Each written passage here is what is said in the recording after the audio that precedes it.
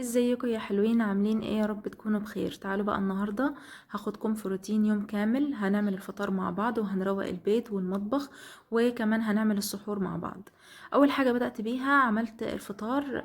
شوحت الفراخ كده في حته بصله، معاها ملح وفلفل اسود وبهارات فراخ، ونزلت عليها بعد كده بالميه. شوحتها الاول يعني تشويحه محترمه، وبعد كده نزلت عليها بالميه. الطريقه دي انا بعملها لما بكون عايزه اعمل شوربه لسان عصفور، عشان بتطلع لذيذة، يعني بتطلع لذيذة كده وليها نكهة مختلفة عن سلق الفراخ العادي.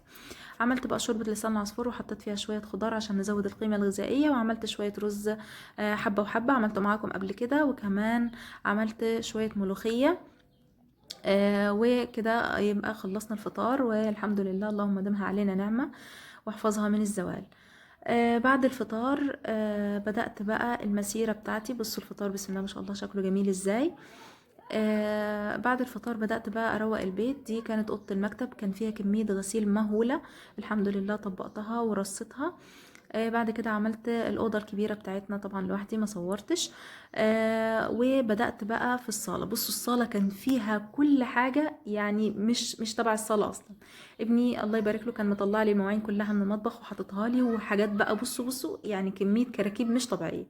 ابتديت بقى ألملم ونفض كده، نفضت الركنة وحطيت الفرش تاني ورصيت كده الحاجة ونظمتها في مكانها. بدأت أروق جزء جزء فيها. وبعد ما خلصت الركنة بدأت بقى أكنس الأرضية. شدتها كده شوية بالمكنسة. ما كانتش متبهدلة قوي يعني الأرضيات، هو بس كان في كراكيب كتيرة في الصالة يعني. المهم كنست كده السجاد وكنست الأرضيات ومسحت الصالة، ودخلت بقى على المطبخ. بص المطبخ كان فيه معركة، يعني المطبخ ده لوحده يعني كوم لوحده. المهم ابتديت بقى ألملم من على الرخامة المواعين وكده. بصوا أنا يعني أنا طبعا في رمضان غالبا الروتين بتاعي بيبقى مسائي، يعني لازم بعمل الروتين ده بالليل. بس بصراحة لا أخفيكم سرا، يعني أحيانا ببقى بعد الفطار تعبت وانتخت ومش قادرة اعمل اي حاجة، فما بضغطش على نفسي وعادي بسيب الدنيا تضرب تقلب وبروح ارتاح. واحيانا والله بقوم في الفجر اروح اعمل المطبخ. يعني هتلاقوني كده مع السحور مثلا بغسل في المواعين، او اخلص سحور واروح اغسل المواعين واروق المطبخ، بحيث ان انا اصحى الصبح الاقي يعني المطبخ رايق فابتدي طبيخ على طول. لو ما روقتش المطبخ من بالليل بصحى بدري شويه عن ميعادي واروق بقى كده وانضف، علشان يعني لازم طبعا هنبدا طبيخ على رواقه كده. المهم عايزاكم تقولوا لي انتوا روتينكم ماشي ازاي في رمضان، وبتعملوا ايه كده في يومكم، وبتعرفوا تنظموا وقتكم ازاي، لان انا بجد يعني حاسه ان انا اليوم متاكل عندي. يعني انا والله عايزه اقول لكم انا ليا كام يوم محتاجه اعمل مشاوير كده ومحتاجه انزل، بس بخلص الفطار بلاقي نفسي خلاص يعني عايزه اصلي التراويح وارتاح شويه. طيب صليت التراويح، لا ده البيت محتاج يتروق، لا ده المطبخ فيه مواعين، لا ده يعني بحس ان انا فعلا مش عارفه اسيطر يعني اليوم ضايع مني. هو روتين لذيذ بصراحة، يعني هو مش صعب على قد ما هو انتخى، يعني على قد ما الواحد عايز ايه يرتاح وينام له شوية ويعمل وكده، يعني تحس انه ايه. يعني مش عارفة بصراحة. قولوا لي انتوا ماشيين يومكم ازاي، وبتعملوا ايه، وبتنظموا وقتكم ازاي. وقولوا لي كمان هتبدأوا تشتروا حاجة العيد وهدوم العيد امتى، علشان انا برضو شايلة هم المشاوير دي جدا. الدنيا بتبقى زحمة بشكل مش طبيعي، فبصراحة بشيل هم خالص ان انا انزل، يعني انزل في الاوقات اللي زي كده دي في المواسم ان انا اشتري هدوم والحاجات دي. المهم خلصت المواعين الحمد لله. وغسلت الحوض كده ونشفته كويس قوي، وبدأت بقى اشوف المعركة بتاعة البوتاجاز يعني ما كانش برضو مدعوك، هو كان من اثر الطبيخ كده. بس بصراحة كانت العيون محتاجة تتغسل، يعني بصوا العيون والحوامل كانت محتاجة تتغسل، لان جه عليها شوية زيت، ولو سبتها كان هيتراكم عليها بزيادة وكان هيتعبني اكتر. فشلت العيون والحوامل كده حطيتها في الحوض، ما احتجتش ارشها باي مذيب دهون ولا حاجه. زي ما قلت لكم انا اصلا مش متعوده ان انا استخدم مذيب دهون بصراحه، عشان بحسه بيطفي لمعه الحاجه وبيبوظها. فانا يعني ما استخدمتهوش، يعني ما بستخدمهوش غالبا في البوتاجاز خالص نهائي.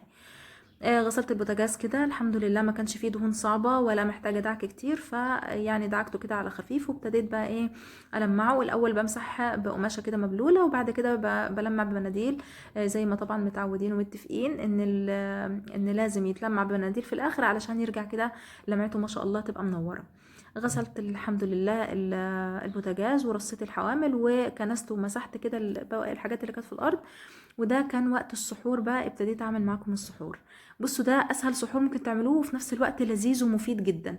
ببشر كده بطاطس على حسب العدد اللي انتوا عايزينه. دي كانت بطاطسايه تقريبا كبيره، او بطاطسايه ونص متوسطين، مش فاكره بصراحه. حطيت عليها بيضتين وشويه ملح بكمون. احيانا كمان بعملها بحط عليها شويه توابل بطاطس، وبحط مثلا بصل بودر وتوم بودر وبابريكا، بيدوها طعم لذيذ. بس بصراحه هي كده اخف علشان السحور، علشان ما يحصلناش يعني حموضه ولا حاجه. بدهن الطاسة بشوية زيت كده، وبسيب فيها سنة زيت يعني علشان تستوي فيها البطاطس. اول ما تسخن قوي، لازم تسخن، بنزل عليها البطاطس بالبيض اللي انا عملتهم دول، وببتدي افردهم كده كويس قوي علشان ما يبقوش مكتلين، ما يبقوش كتلة كده مع بعض، لا انا عايزاهم يبقوا قرص. فبفردهم كويس قوي في الطاسة. بعد كده بنقلهم على عين يعني اوطى شوية، اهدى شوية في نارها، وبوطي النار خالص وبغطيها علشان هي هتستوي. الجزء اللي من فوق ده هيستوي على البخار، لان قلب البطاطس هيكون ني يعني، مش هنعملها خالص على نار عالية. بسيبها كده لحد ما الاطراف تحمر معايا، وببتدي اسلكها كده، اتاكد ان هي ايه يعني كلها سالكه كده وهتطلع زي ما انتم شايفين. وبعد كده بقلبها، وبحط نقطة زيت تاني في الطاسة علشان نسوي من الناحية التانية، وبروح منزلة البطاطس. اسهل سحور هتعملوه، وكمان لذيذ جدا. انا عندي لما بعمله يعني كل الناس بتتبسط بيه بصراحة. وكمان لو حطيته على وشها شويه موتزاريلا مثلا وكام شريحه زيتون، بس انا ما كانش عندي فعملتها كده.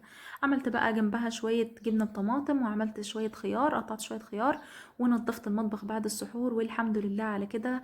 والشقه كانت رايقه وكده، روتيننا يكون خلص، وباي باي.